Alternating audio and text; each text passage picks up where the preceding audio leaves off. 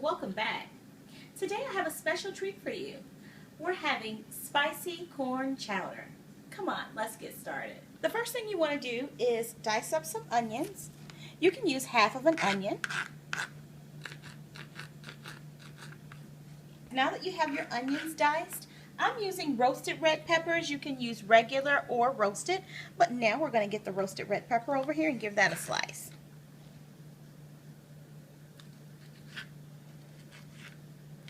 I think roasted kind of adds a little more flavor.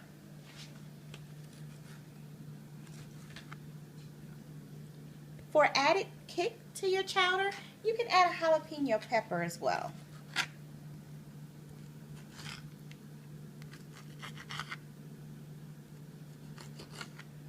Now that we've cut up our onions and our roasted red peppers, the next thing we're going to do is we're going to cut half of a shallot.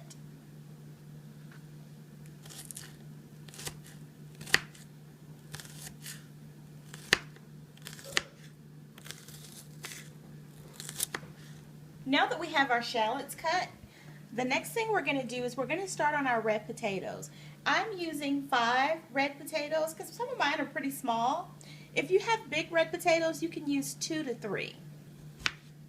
Okay, and I'm just going to cut these so I can dice them. And I'm leaving the skin on. I leave the skin on a lot of times when I use my cut my potatoes. Just make sure you clean them and get anything that's on them off.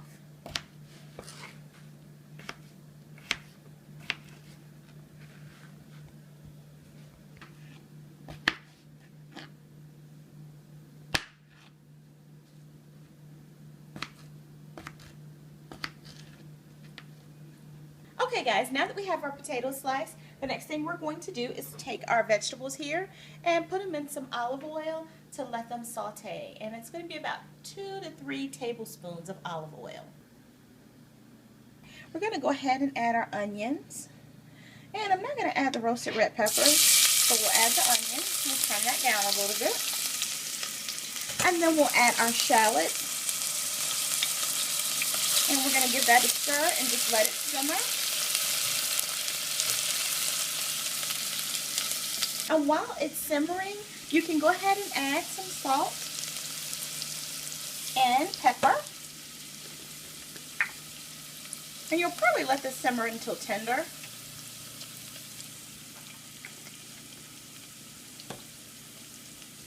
Now we're going to add in our roasted red peppers. And you want to give them a stir. And you can let them saute with the onions and the shallot for about a minute.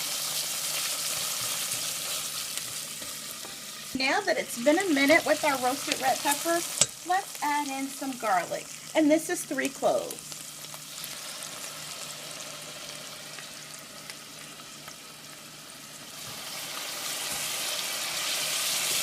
Garlic is usually the last thing you want to add because you don't want it to burn.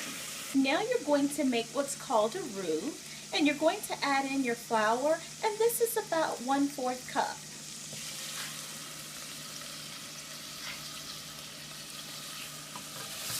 And you want to stir your flour and let it cook. It's okay to just continue to let it cook.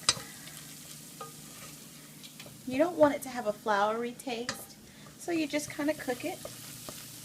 Once you've cooked your roux so it's a light blonde color and it's kind of blended in with all the vegetables, if you can see that, then you're going to add chicken stock. But you know me guys, I like to use my bouillon cubes, so it's going to be 2 cups of water to 1 chicken bouillon cube. So I'm going to do 4 cups of water and 2 cubes.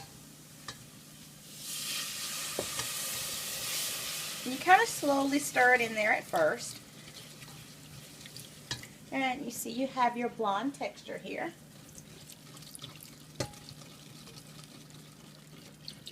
I've added in my 2 cups of water, so total it's 4 cups of water. Sorry, I keep saying 2, but it's 4 cups of water and it'll be 2 bouillon cubes. Because remember, it's 1 cube per 2 cups of water. And we're going to let this come to a boil. Once it comes to a boil, we're ready to add in our potatoes. Now that our soup has come to a boil, we want to go ahead and add in our potatoes.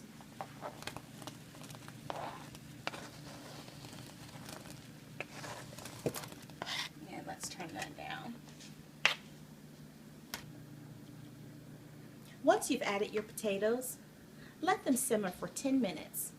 Okay guys, we're coming close to 10 minutes that our potatoes have been in here. I want to tell you, make sure you slice your potatoes up small, that way it doesn't take that long for them to boil. Remember I told you this was spicy corn chowder? So if you're looking to make it spicy, you can add some chili powder to it, as well as the chili oil. I won't be adding these today, but I know some of you out there will love to add those just for added kick. Now that our potatoes have simmered for 10 minutes, we're going to go ahead and add 1 cup of heavy cream.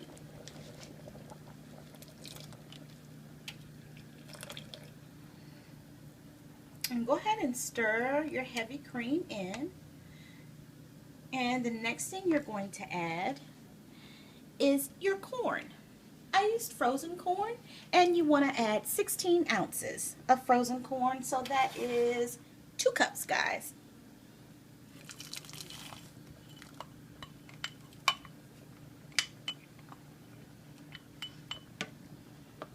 You're going to also add in any other seasonings that you'd like to add at this time.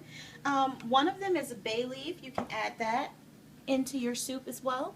And once you've added your corn, now you're going to let it simmer for 15 minutes. Here you have it. Spicy corn chowder. Doesn't it look yummy? Well, I'd like to thank you all for stopping by and hanging out with me today. As always, it's been real. Bye now.